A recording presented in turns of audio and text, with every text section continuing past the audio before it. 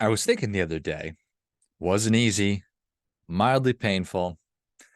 I stuck it out though. I just kept doing it. I was thinking about why it is that companies share their values. They put them on their websites, they share their mission statement, they share their values, they talk about what the company's all about. And it was in relation to that got me thinking about, well, why don't we as individuals share our values? Because we certainly share lots of things with one another. There's people out there that share their pronouns. We talk about where we're from, where we grew up. We talk about what we do, but we don't. It's not a common thing to say these are my values. And I think that that would be a really valuable thing for a lot of different reasons. And so that's what I was thinking about and wanted to share some of those thoughts with you. In fact, I'm going to share all of them with you. So the reasons that companies share their values, I think that there are three primary reasons that they do it. They want to let their employees know. They need to publicize, this is what we stand for, this is what we believe in, these are our values, so that when they are trying to hire people to come work for their organization, to say, hey, if you are aligned with what we are doing, then this is probably a great place for you. So I want to share that with our customers, with our employees rather. And then the next one is we want to share that with our customers. So why would you want to do business with our organization? What do you stand for? What do you stand against? And then we can make good decisions and determinations. I choose to work with this company. I choose to buy this company's product over that company's product. We're seeing a lot of that these days with Budweiser specifically. There's just lots. So I think it's at the heart of it comes down to what the values are. How are you investing your money? How are you advertising your company? Who are you aligning and associating yourself with? And then finally, it's the greater community. So companies, again, want to get really clear on what their values are so that their employees understand what they are, their customers understand, and then just the general community. So folks that don't have a financial interest in the organization, then they're still clear. And I think that we're actually seeing this play out really nicely with what's going on with Budweiser, because they made some decisions about how they wanted to advertise, and now they are reevaluating that, and they are backpedaling, they're doubling down. It seems like they are a little bit unclear in what's really going on. And this is case study in why and how a company can go sideways or make mistakes when it comes to their values, because it's really, I don't think it's clear to a lot of people what is most important to Budweiser. It's a beer company, but it's more than that, because it's an American institution. It's Clydesdales. It's What's Up. It's Real Men of Genius. It's Budweiser is it's been a wonderful company, a wonderful American company for a really long time, and now it's no longer that, I guess, as those words come in my mouth, but you get the idea. It's still an institution. And I imagine that we're going to see a refocus from them as they take a big step back, and maybe they will, maybe they won't, maybe they'll reclarify what their values are, and then they'll share that, or maybe they'll choose not to. I have no idea.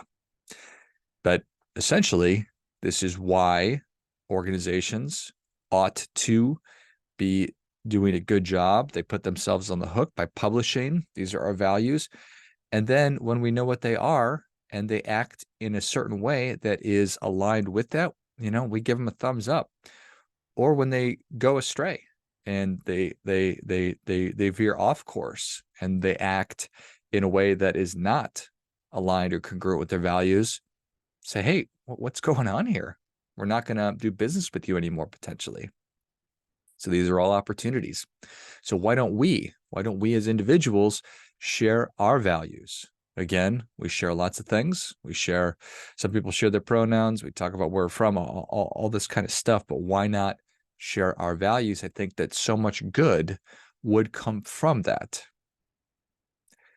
Number one is if you are going to share your values with somebody else, you need to know what your values are. So it'd be an opportunity for you and I to sit down and get out a pen, take our brains out, turn it on, start using it. Think about, okay, what are my core values? What values are most really resonate with me and are most important with me? There are so many of them. There's so many great values. So it's a process of looking at the world of values and distilling down. Yeah, these are the handful, the 3, 5, however many you want. There's not a rule on that. That say these are the ones that really resonate most with me. And now that I've done this work, I figured it out. I think it's cool, and I want to share with other people. And in so doing, then you put yourself on the hook to it. Say, I value, friendship, but I'm being a colossal jerk all the time. So you kind of get the idea. This is what's important to me, and my actions actually are aligned with it, or they are not. So there is so much value, again, in that process of filtering down which ones are most important to you. When you do that, what values, and I guess the greater is beliefs, what that gives you is your values essentially become the filter through which you take in new information and then you process it through your values. So when you're making decisions about what you're going to, how you're going to allocate your resources, you do that through the lens of your values, through the filter of your values. Is this something I'm going to spend money on? Is this something I'm going to spend time on? Is this something I'm going to give my attention to? Is this something I'm going to allocate my energy towards?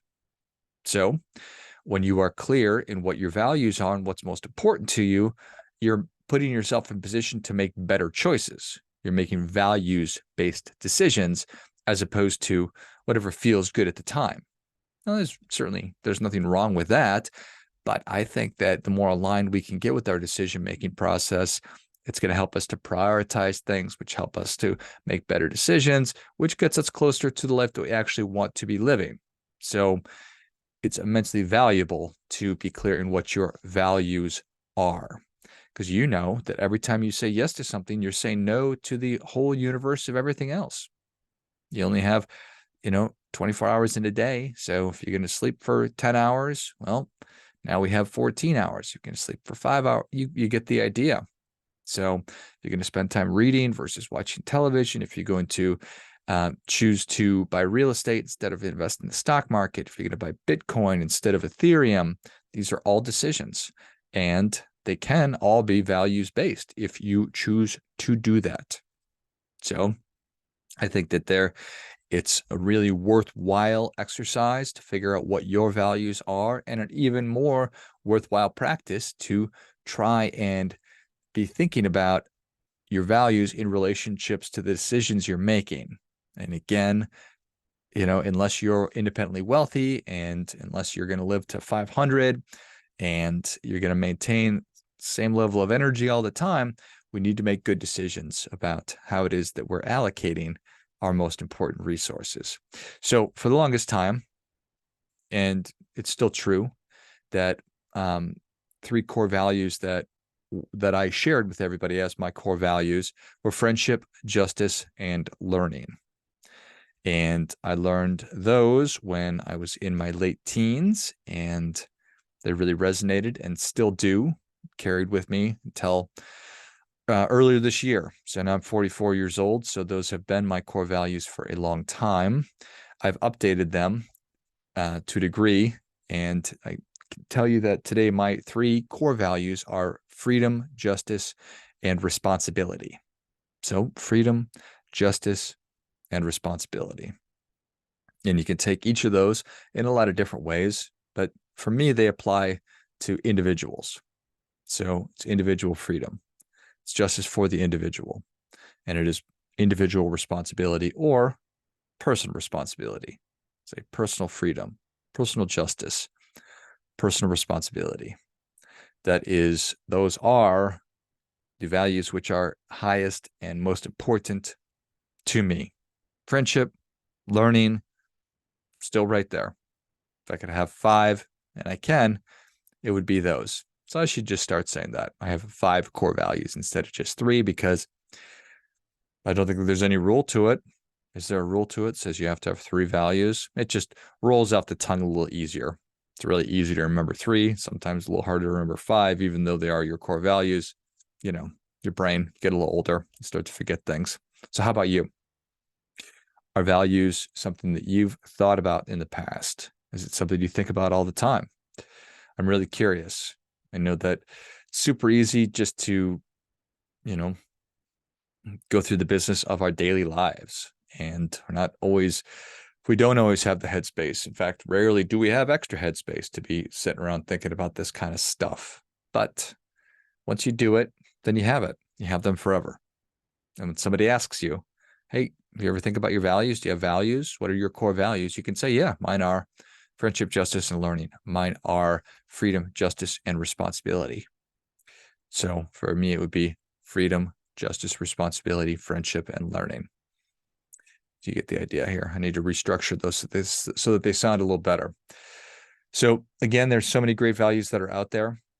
And I know that I like a framework, because if I were just to ask you what your values are, and it would be pretty ambiguous, you just start wondering and thinking. So I've developed a framework for helping to figure out what your core values are. And I bundled it up or packaged it up in a course, which is free, that you can access. It's called the Values Course. I'm excellent at naming things. It's one of my unique abilities. And you can access that on moneyalignmentacademy.com/courses. You'll also find there the goals course. And what I think for sure is that when you are in the headspace of thinking about values, it's an awesome time to be thinking about goals as well. So I'd encourage you to do that.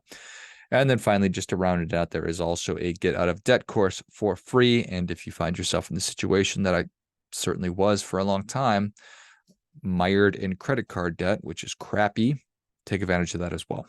So thanks for your time and attention. I'm grateful for it. You chose to give it to me. Hopefully it's been aligned with your values. Remember, and as always, do your part by doing your best.